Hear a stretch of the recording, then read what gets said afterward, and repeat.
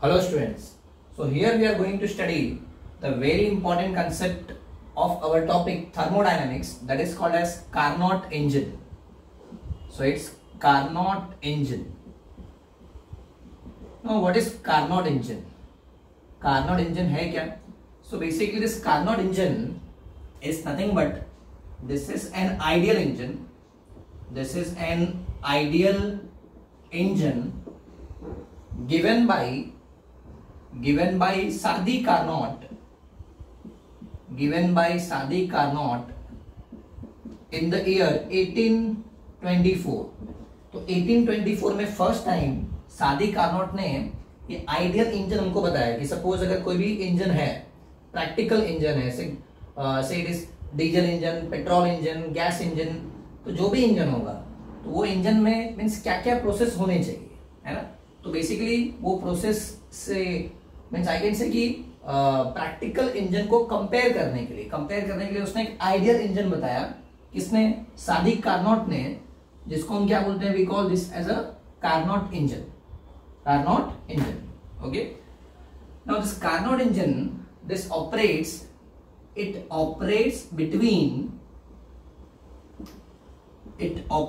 between two temperature, that is one is at higher temperature, one is at lower temperature. So I can say it operates between two temperature, that is source, let's say temperature is T1, and sink, it is having temperature T2, such that source का temperature is always greater than sink का temperature.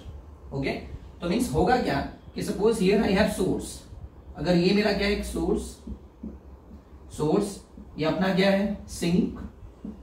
Source is at temperature T1, sink is at temperature T2. Then engine, ये Carnot engine क्या करेगा, it will draw some heat. तो ये source से कुछ heat लेगा. ओके, तो this is Carnot engine. So this engine will draw some heat from this source. तो सोर्स से हीट लेगा, देन वो हीट को किस में कन्वर्ट करेगा, अकॉर्डिंगली उसको वर्क में कन्वर्ट करेगा. But according to second law of thermodynamics, any engine can not convert total heat into total work. ठीक है. सो टोटल हीट को टोटल वर्क में कन्वर्ट नहीं कर सकते हैं. सपोज अगर ये Q1 ले रहा है, this work done is W, so Q1 can never be equal to W. Okay, means no engine can have efficiency is equal to 100%. तो इट मींस क्या होगा, यहां से जो भी हीट लिया, okay, let's say this is 100. अगर 100 amount of heat क्या कर रहा है, ये एनर्जी क्या कर रहा है, कार्नोट इंजन विड्रॉ कर रहा है फ्रॉम सोर्स. तो उसमें से सपोज अगर उसने 60 जूल का वर्क डन कर दिया, then remaining 40 joule will be rejected through sink. तो सिंक के थ्रू क्या करेगा, उसको वो रिजेक्ट कर देगा. Okay, so that we say this Carnot engine operates between two temperature. One is source temperature, other one is sink temperature, and here source का temperature will be always greater than sink का temperature. Okay, यहाँ से जो इसने heat लिया, let's say Q1 है, यहाँ जो heat देगा वो अपना क्या है, Q2 है, ऐसे कुछ होगा. तो ये अपना क्या है, it will operate between two temperature, source and sink, such that source का temperature is always greater as compared to sink का temperature.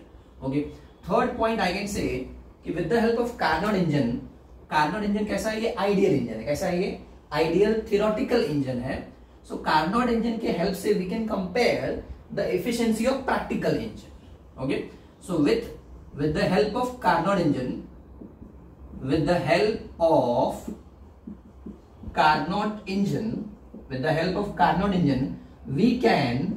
we can compare the efficiency of practical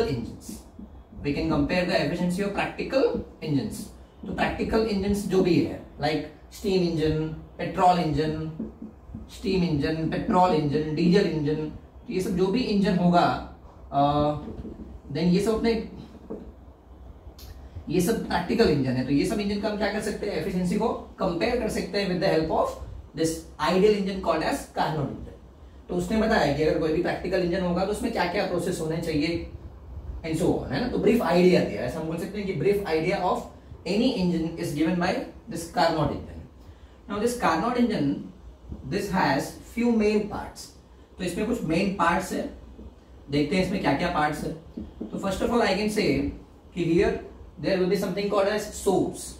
अपने पास ये क्या होगा, सोर्स। सेकेंड वाला क्या होगा, सिंक। एंड सोर्स सिंक, तो सोर्स से हीट कौन लेगा, एनर्जी कौन लेगा, इंजन। इवन वो एनर्जी को रिजेक्ट कौन करेगा, इंजन, थ्रू सिंक। ठीक है। So here main part will be the cylinder. Here I can say this is the cylinder. This is the cylinder having conducting base. ये अपना क्या है,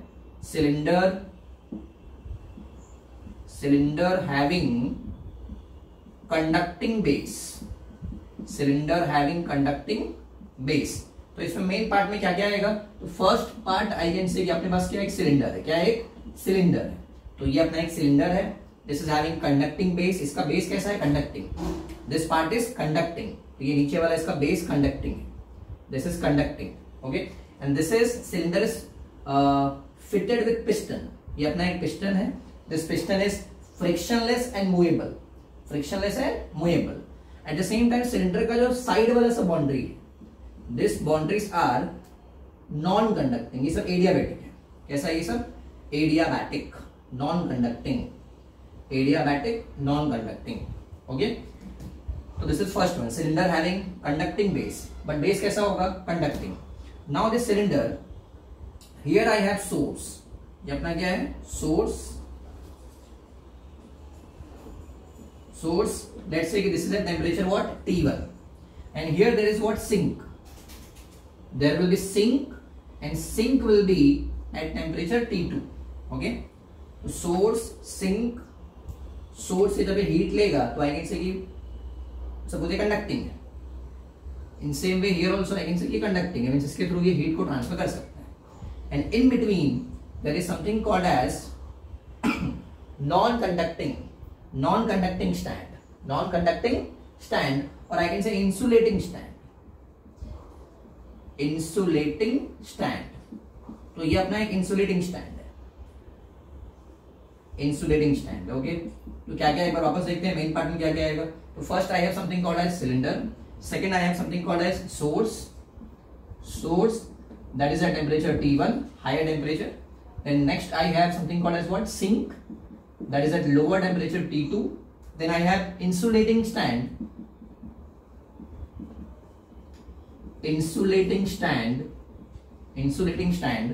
and fifth I can say here I have, ये अपना क्या होगा, this there will be, इसमें अपना वो जो वर्किंग सब्सटेंस है, working substance will be ideal gas, working substance will be ideal gas, working substance is ideal gas. Okay, तो ये सबका एक पॉइंट देख लेते हैं, फटाफट हम देखते हैं। सिलेंडर कैसा है, तो सिलेंडर का बेस कैसा है, conducting. Cylinder having conducting base, side walls कैसा है, side walls are non conducting. ये अपना क्या है, पिस्टन कैसा है, piston is movable, frictionless and non conducting है, ये भी नॉन कंडक्टिंग है, बट इसका बेस कैसा है, कंडक्टिंग है। This is all about what, cylinder. Now coming to source क्या है, तो source is at temperature what, T1। Source का टेम्परेचर क्या है, T1, and so I can say this is heat reservoir of Carnot engine. This is heat reservoir of Carnot engine, and it is having I can say it is having the infinite thermal capacity. ये बोलने का meaning क्या है, means any amount of heat required by this engine can be provided by this source. तो ये source क्या कर सकता है, इंजन को जो भी रिक्वायर्ड अमाउंट ऑफ हीट होगा it can provide without changing its temperature. So source is having the infinite thermal capacity, means it can provide any amount of heat to the engine or to the cylinder without changing its temperature. Okay, that is source. Now after source I have what, sink. Now sink is at temperature T2, that is at lower temperature as compared to source, and it is also assumed that sink is also having the infinite thermal capacity. It means any amount of heat can be rejected by this cylinder or engine through sink. तो sink के through क्या कर सकता है, कितना भी heat को reject कर सकता है without changing its temperature, without changing its temperature. Okay, so that is all about what sink. Next I can say what we have insulating stand.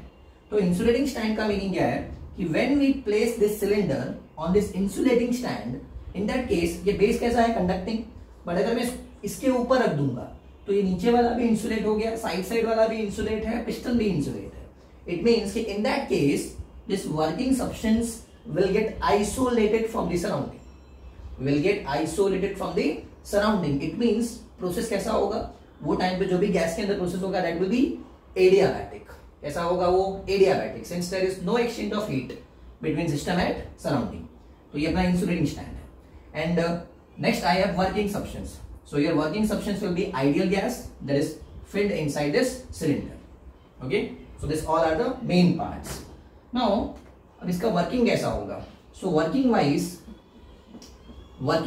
if I will see, basically there are 4 process. कितने process है, 4 process. So there are 4 process inside this Carnot engine. Hence this Carnot engine is also called as 4-stroke engine. 4-stroke heat engine ऐसा भी हम बोलते हैं इसको. तो 4-stroke engine कितने प्रोसेस होते हैं, 4 प्रोसेस. उसमें देखते हैं क्या क्या प्रोसेस होगा. तो process 1 will be when this is source. So when we place this cylinder on this source, ये अपना सोर्स है, इसका टेम्परेचर क्या है T1. तो जब हम सोर्स के ऊपर अपना सिलेंडर को रखेंगे, cylinder having this ideal gas, अगर इसको हम रखेंगे, दिस इज सपोज ये अपना क्या है piston, this is piston, initial condition यहाँ पे है A. देन क्या होगा, तो इसको भी हमने कहाँ पे रखा है, सोर्स के ऊपर. ठीक है, जब ये सोर्स के ऊपर रखा है तो सोर्स क्या करेगा, it will provide the heat required by the engine. तो जब ये सोर्स इसको हीट देगा, एट द टाइम जब ये गैस हीट लेगा, गैस क्या करेगा, हीट एब्जॉर्ब कर रहा है. तो जब ये गैस हीट एब्जॉर्ब करेगा, so due to absorption heat क्या होगा, और ये पिस्टन मूवेबल है, इट मींस कि there will be some work done, तो ये पिस्टन मूव होगा. तो piston will move upward from A to B. तो पिस्टन कहाँ गया अपना, A to B गया कभी. तो ये जो अपना प्रोसेस है ये, बट हमने एक और पॉइंट क्या देखा था कि source is having infinite thermal capacity, means it can provide any amount of heat without changing its temperature. It means ये जो हो क्या रहा है, एक्सपांशन, क्या हो रहा है, एक्सपांशन. बट इसको हम क्या बोलेंगे, दिस इज प्रोसेस 1 और we can say step 1, process 1. तो जो स्टेप 1 है, I can say this is nothing but isothermal expansion. क्योंकि सोर्स क्या करेगा कि गैस का टेम्परेचर चेंज नहीं होने देगा. तो हेंस आई कैन से क्या है, isothermal expansion. Now moving to second step, then हम क्या करेंगे. नाउ जब भी सोर्स ने इसको हीट दे दिया, then we will place this cylinder on this insulating stand. तो जब इंसुलेटिंग स्टैंड पर रखेंगे, दिस इज इंसुलेटिंग स्टैंड. तो जब इंसुलेटिंग स्टैंड पे हमने किसको रख दिया, सिलेंडर को. तो इंसुलेटिंग स्टैंड पे सिलेंडर को रख दिया, इट मींस कि gas is getting insulated from the, it means isolated from the system and surrounding. तो दोनों के बीच में आइसोलेट हो गया मींस उसको भी हीट प्रोवाइड नहीं हो रहा है. टोटल हीट कंटेंट क्या होगा, कांस्टेंट. ये बट हीट उसको मिला है, इट मींस वो अभी भी एक्सपांड होगा. तो अभी जो थोड़ा सा एक्सपांड होगा, that expansion will be what, adiabatic, क्योंकि अभी हम कुछ भी हीट प्रोवाइड नहीं कर रहे हैं.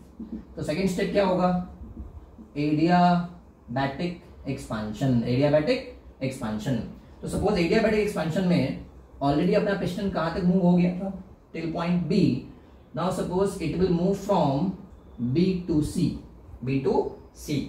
ठीक है, तो B to C पे मूव हो गया, यहाँ पे सोर्स ने इसको हीट प्रोवाइड किया. Now in third step I can say कि now we will place the cylinder on sink. तो अभी हम क्या करेंगे, उसको कहाँ पे रखने वाले हैं, सिंक के ऊपर. तो जब हम इसको सिंक के ऊपर रखेंगे, सिंक के ऊपर अभी इसको रख दिया हमने, सिलेंडर को रख दिया, सच दैट वो कहां पे था, ऑलरेडी C वाले पॉइंट पे था. Now we will compress. अब क्या करेंगे, पिस्टन को कंप्रेस करेंगे. तो कंप्रेस करेंगे तो अगेन क्या होगा, पिस्टन को कंप्रेस किया तो gas will get heated. But जब ये हीट होगा, उसका हीट एनर्जी क्या होगा, through sink it will get extracted. तो सिंक के थ्रू हम बोल सकते हैं कि हम हीट, जो एक्स्ट्रा हीट आएगा उसको थ्रो कर देंगे। तो जब ये सिंक के थ्रू हीट थ्रो कर देगा, मींस ये केस में क्या हो रहा है, पिस्टन को हम मींस प्रेस कर रहे हैं, तो it means this is nothing but compression. क्या है ये, कॉम्प्रेशन। ये बट सिंक के ऊपर रखा है and this is having infinite thermal capacity, means it can take any amount of heat given by this engine. It means कि process कैसा होगा, isothermal. So this will be isothermal compression, isothermal compression. तो C से D पे आ गया।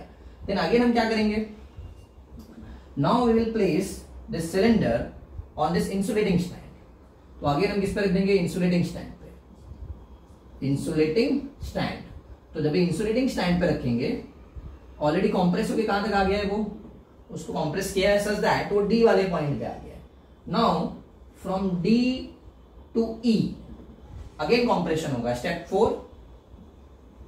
4 from D to E, जब ये कंप्रेस होगा, डी टू ई कंप्रेस किस पे रख के कर रहे हैं, हम इंसुलेटिंग स्टैंड पे रख के कर रहे हैं।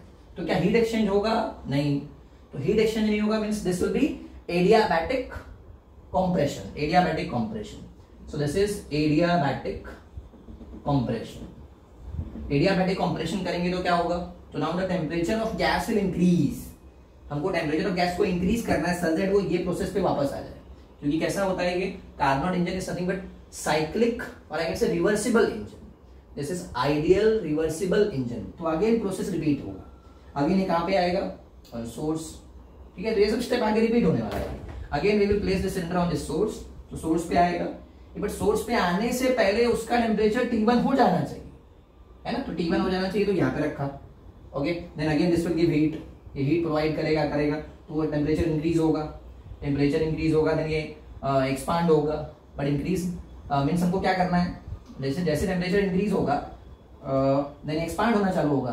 तो मीन्स जो भी हीट प्रोवाइड कर रहा है वर्क में यूटिलाइज हो रहा है। किसमें वर्क यूटिलाइज हो रहा है, वो वर्क में। ठीक है, सच दैट यहाँ पे टेम्परेचर क्या रहेगा, कांस्टेंट। तो आइसोथर्मल एक्सपांशन। सेकंड वाला क्या, अगेन किस पे रखेंगे हम, इंसुलेटिंग स्टैंड पे। फिर क्या होगा, अगेन थोड़ा एक्सपांड होगा, that will be adiabatic expansion. Again किस पे रखेंगे, सिंक पे रखा, फिर कंप्रेस करेंगे, दैट इज आइसोथर्मल कंप्रेशन। फिर किस पे, इंसुलेटिंग स्टैंड पे, then again compress to make that gas to reach to the temperature what, T1। तो कंप्रेस किया तो कहां पे आ गया, E वाले पॉइंट पे। बट जो E वाला पॉइंट आ गया, this will be same as A। वो A वाला मींस जो ये इनिशियल है, यहाँ पे इनिशियल और फाइनल ये दोनों सेम हो जाएगा। ये फाइनल, ये अपना initial, both will be same. So these are the four process which takes place inside this engine. Hence we also say this is what 4-stroke heat engine. 4-stroke heat engine भी इसको हम बोलते हैं, इसको Carnot engine को। Is that okay, समझ में आया इंजन में क्या क्या है मेन। ओके, तो अगर मैं रिवाइज कराऊं तो मींस क्या क्या है, ये आइडियल इंजन है। कैसा इंजन है ये, आइडियल रिवर्सिबल इंजन। पहला किसने दिया था अपने को, सादी कार्नोट ने 1824। Okay, now it operates between two temperature, source and sink. तो अपना एक सोर्स है, एक अपना सिंक है, and source will be at higher temperature as compared to sink. So source का temperature is always greater, T1 is always greater as compared to T2, and with the help of Carnot engine we can compare the efficiency of practical engine. तो practical engine के efficiency को compare करते हैं। and इसमें mainly कितने step है, 4 steps और I can say 4 process, hence this is also called as what, 4-stroke heat engine. Okay, now ये 4 प्रोसेस को ही अगर हम ग्राफिकली मींस इंडिकेटर डायग्राम अगर हम ड्रॉ करें, मींस क्या, PV diagram. So that is called as what, उसको हम बोलते हैं that is our Carnot cycle. उसको हम क्या बोलेंगे, Carnot cycle. So now next part of this is what, Carnot cycle.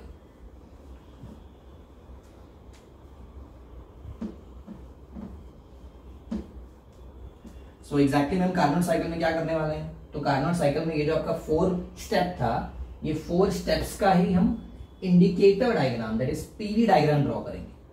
4 steps का इंडिकेटर डायग्राम ड्रॉ करेंगे, पीवी डायग्राम ड्रॉ करेंगे, and that is nothing but called as Carnot cycle. उसी को हम क्या बोलते हैं, Carnot cycle. So suppose here I have this indicator diagram, means PV diagram, pressure versus volume diagram.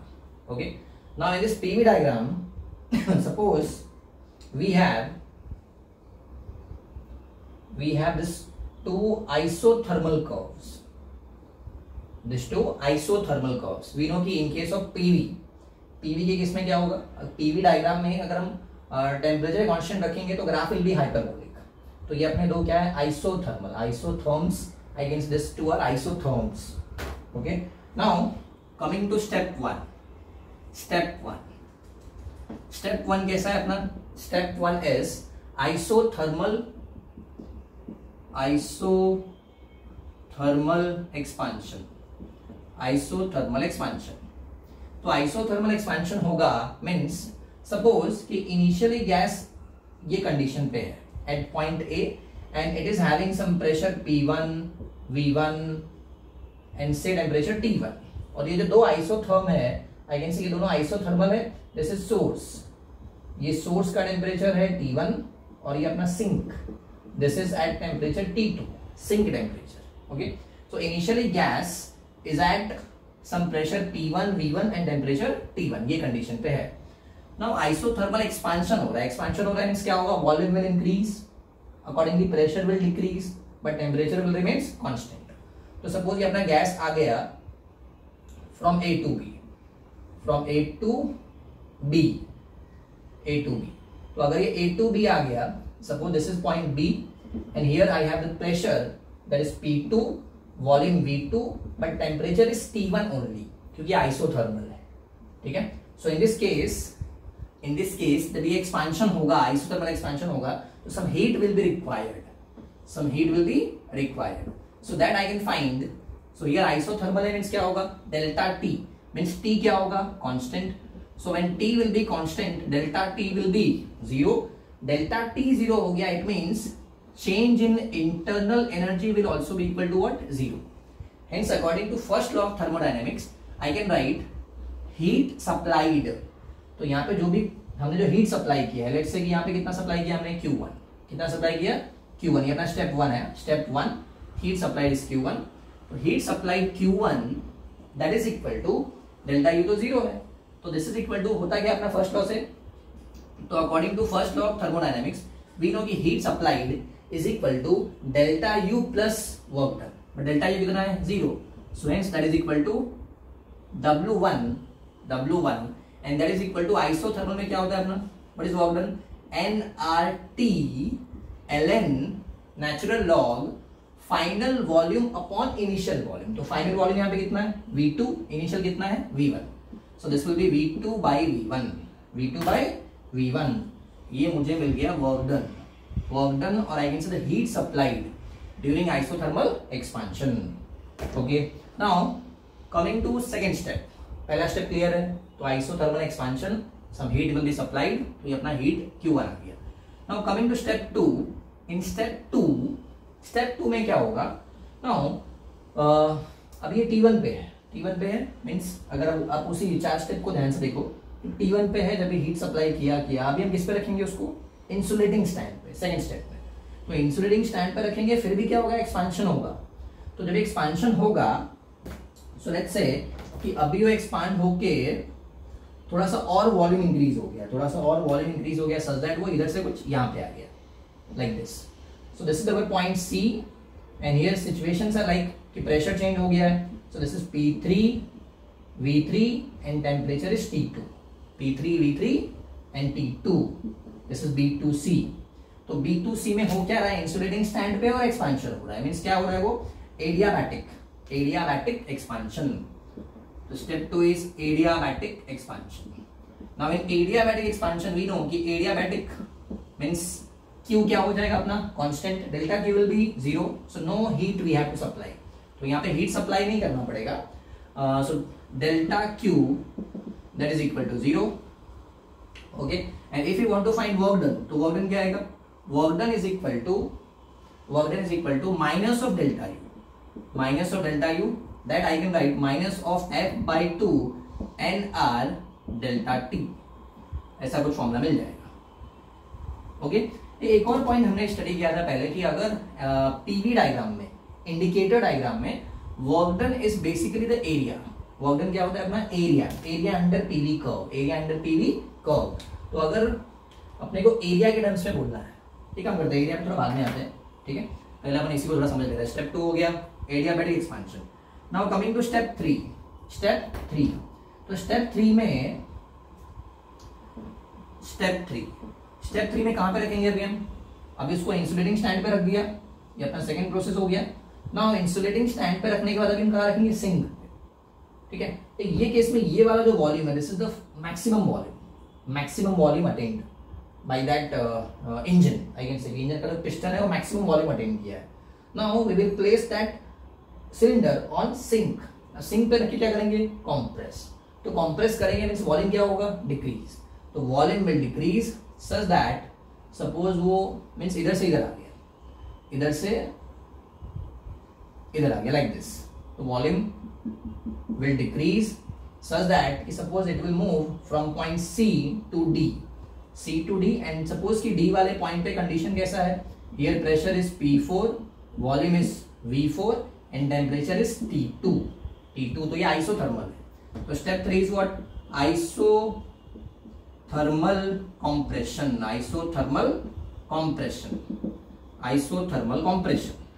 Okay, so again isothermal means क्या होगा? delta T will be 0, delta U will be 0, hence heat rejected, क्योंकि अभी sink पे रखा हुआ है, जितना work में कन्वर्ट करना है हो जाएगा and remaining will be rejected to sink. तो सिंक के थ्रू जो हीट रिजेक्ट हो रहा है ना, यहाँ पे क्या हो रहा है? हीट सप्लाई हो रहा है, supply. Here heat will be rejected, that is Q2।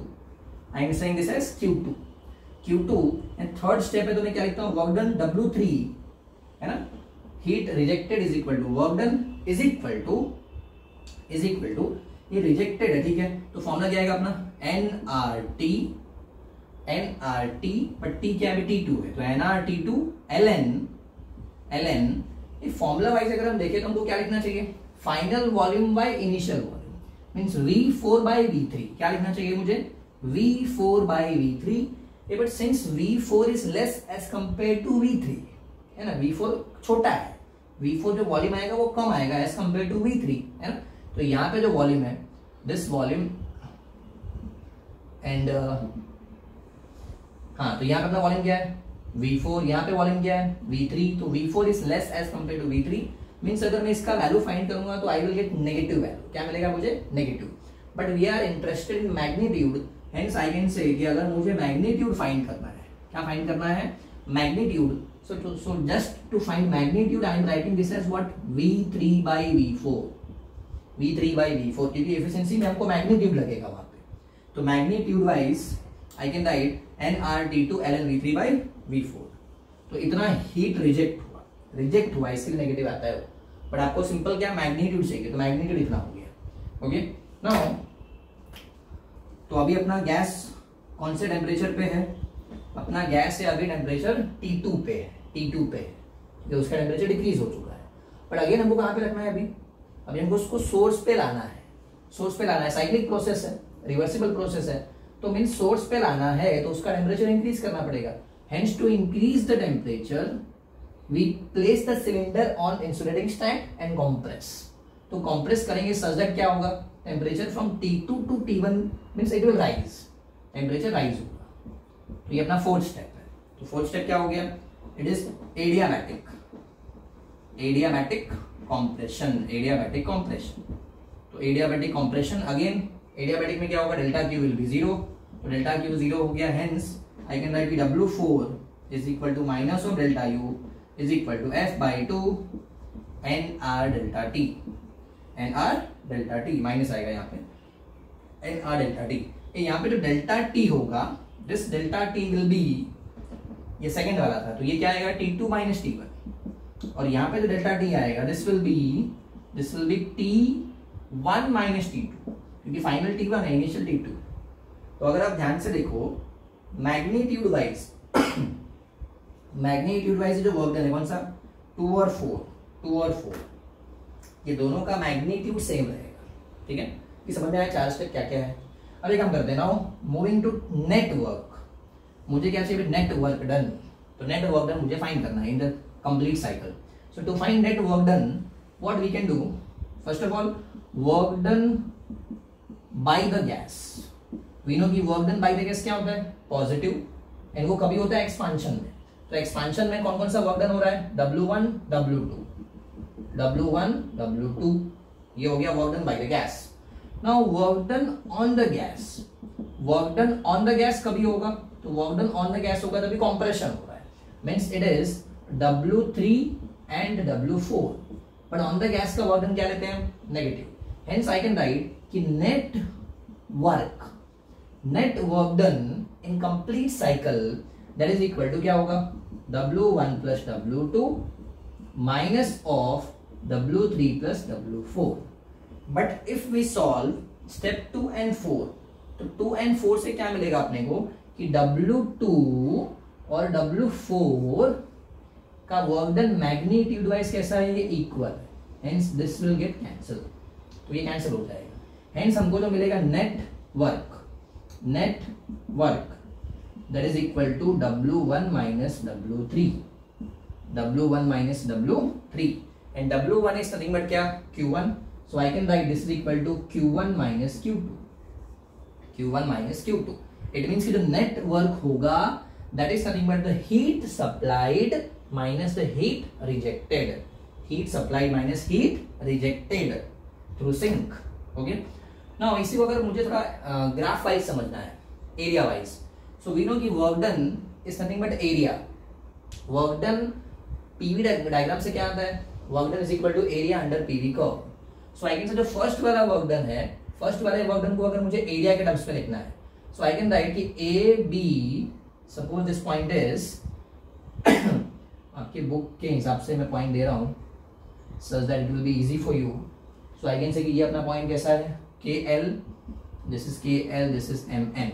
हाँ, तो फर्स्ट वाले प्रोसेस में जो एरिया आएगा, एरिया अंडर ए बी क्या आ रहा है, वो ए बी एम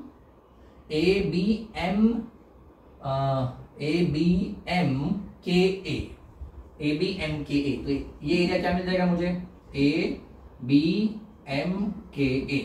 सेकेंड वाला अगर मैं वर्क डन निकालूंगा, ये वाला वर्क डन, तो सेकेंड वाले में क्या हो रहा है, B2C, तो ये एरिया क्या होगा, BCNMB, this will B area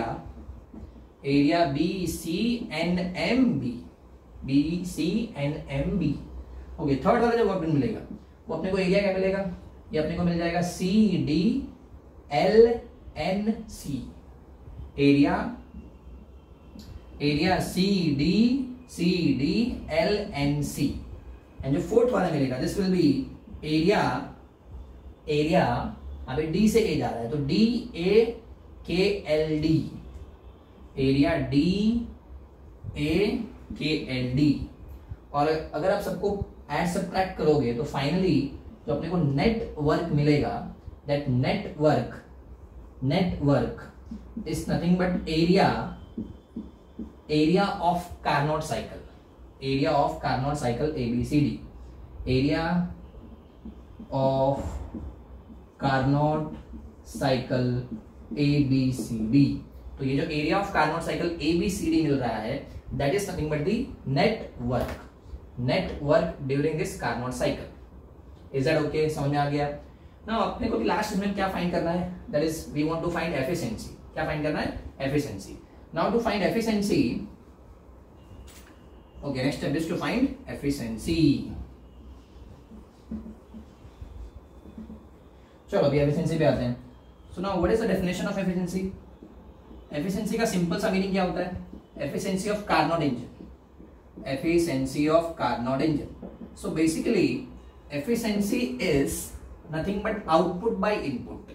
simple word में अगर मैं बोलूं तो क्या होता है, आउटपुट बाय इनपुट। और अगर आपको परसेंटेज में चाहिए तो जस्ट मल्टीप्लाई विथ 100, तो आउटपुट बाय इनपुट। ठीक है, ये आउटपुट मुझे क्या मिल रहा है, हीट इंजन में आउटपुट क्या मिल रहा है, एज अ वर्क।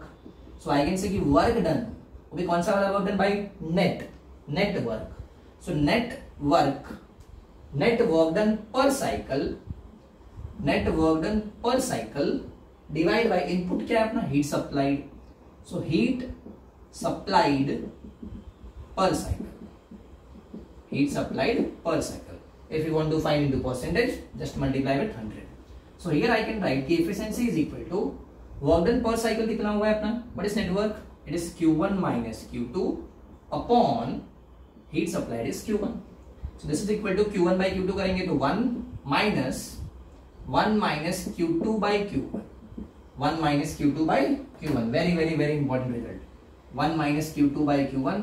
और आपको एक बात ध्यान में रखना है, हम कंफ्यूज हो जाते हैं कभी कभी कि कौन सा हीट सप्लाइड को अगर किसी ने प्लस ले लिया, हीट रिजेक्टेड को नेगेटिव ले लिया, तो क्या होगा ना, ये क्वांटिटी यहाँ पॉजिटिव हो जाएगा, but efficiency can never be greater than 1, है ना। तो इसके लिए आपको Q1 Q2 किस में रखना है, मॉड में रखना है, Q1 Q2 को मॉड में रखना है, ठीक है। नाउ आई कैन राइट, चलो Q2 Q1 तो आ गया, ये Q1 Q2 अभी हमने देखा था फ्रॉम स्टेप 1 एंड 3, तो 1 वाले स्टेप में क्या मिला था मुझे Q1, व्हाट इज Q1, तो Q1 is equal to W1 and that is equal to nRT1 ln final volume क्या था V2 by V1। In same way Q2 को हमने क्या लिखा था nRT2 ln, just to find magnitude wise अगर मुझे चाहिए तो मैंने क्या लिखा था यहाँ पे, it is V3 by V4, क्योंकि मैग्नीट्यूड इसका पॉजिटिव कंसिडर करना है, ठीक है। तो ऐसा अपने को मिला। Now if we consider from step 2 and 4, so from step 2 if we apply that P1 V1 वाला कंसेप्ट, तो P1 V1 है ना, PV raise to gamma minus 1 होता है एडियाबैटिक में, तो एडियाबैटिक प्रोसेस सेकंड वाला, so I can write P2 into और मुझे PV नहीं चाहिए, मुझे वॉल्यूम में और टेम्परेचर में रिलेशन चाहिए, किसमें चाहिए, वॉल्यूम और टेम्परेचर में।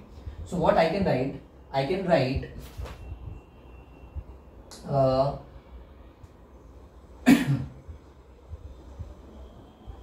TV power gamma minus 1 is equal to TV power gamma minus 1, but मैं स्टेप 2 की बात कर रहा हूं, तो T यहाँ पे कितना है, ये T1 है, तो T1 वॉल्यूम कितना है V2, T1 into V2 gamma power में gamma minus 1 is equal to, जब यहाँ पे आ गया so it is T2 into V3 power में gamma minus 1 from step 2। Similarly I can write from step 4, that is step 4 को अगर मैं देखूं तो क्या आएगा मेरा, it is T1 into V1 power gamma minus 1 is equal to, here I have T2 into V4 power gamma minus 1. So if we divide, suppose this is equation 1 and 2, so if we divide 1 by 2, so T1 cancel हो जाएगा, यहाँ T2 cancel होगा, gamma वाला जो है gamma minus 1 वो भी cancel हो जाएगा, तो I will get V2 by V1 is equal to V3 by V4. Very very very important result. V2 by V1 is equal to V3 by V4. तो अगर हम इसको सब्स्टिट्यूट करेंगे कहाँ पे मुझे क्या चाहिए था, Q2 बाई Q1, तो Q2 बाई Q1 अगर आप फाइंड करोगे, Q2 बाई Q1, ठीक है, Q2 बाई Q1, तो एक मीन्स हम क्या कर सकते हैं, V3 बाई V4 को रिप्लेस कर सकते हैं किससे, V2 बाई V1 से, तो ये दोनों न्यूमेरिकली मीन्स मैग्नीट्यूड वाइज दोनों का वैल्यू क्या मिलेगा, same, means we can replace. तो अगर रिप्लेस कर दिया, रिप्लेस करने के बाद अगर हमने Q2 बाई Q1 फाइंड किया, क्या फाइंड किया, Q2 बाई Q1, तो Q2 बाई Q1 फाइंड किया, NR कैंसिल हो जाएगा, ये टर्म भी कैंसिल हो जाएगा, तो I will get T2 by T1, very very very important result, Q2 by Q1 का मॉड, Q2 बाई Q1 का mod that is equal to T2 by T1, this is equal to T2 by T1। Okay, मैं नीचे का step ये सब हटा देता हूँ, एक बार ध्यान से देख लो, स्क्रीन को पॉज करके नोट कर लो। Then so hence I can write efficiency can also be written as efficiency is equal to 1 minus T2 by T1 that is equal to 1 minus Q2 by Q1 का mod. तो ये अपना efficiency का formula है, efficiency का formula है ये 1 minus T2 by T1, here T1 is what, source temperature, T2 is sink temperature, here Q1 is what, heat supplied, Q2 is heat rejected, but not to get confused just consider Q1 and Q2 in mod, means दोनों का positive value consider करना है। And efficiency, क्या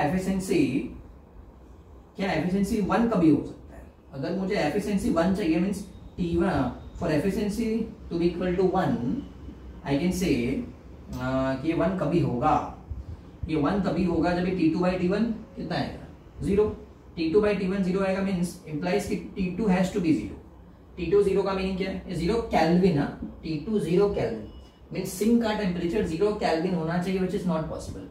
और in another word I can see कि Q2 is equal to 0। अरे Q2 0 का meaning क्या है कि हीट रिजेक्ट ही नहीं होगा। So according to second law of thermodynamics, no engine can have efficiency is equal to 1, means 100% efficiency किसी का भी नहीं हो सकता है ना, तो ये पॉसिबल नहीं है। So generally we get efficiency, practical engine का efficiency up to 55%, up to 55%। Okay, और अगर आपको यही एफिशिएंसी किसमें फाइंड करना है in terms of percentage, so just multiply with 100। So this is the efficiency of Carnot engine. Okay, I hope you understood this Carnot engine, Carnot cycle, its efficiency पे बहुत बार questions आते ही है, ditto ऐसे ही आते हैं, आपको बस थोड़ा कंसेप्ट समझ में आना चाहिए, that's it. Okay, thank you.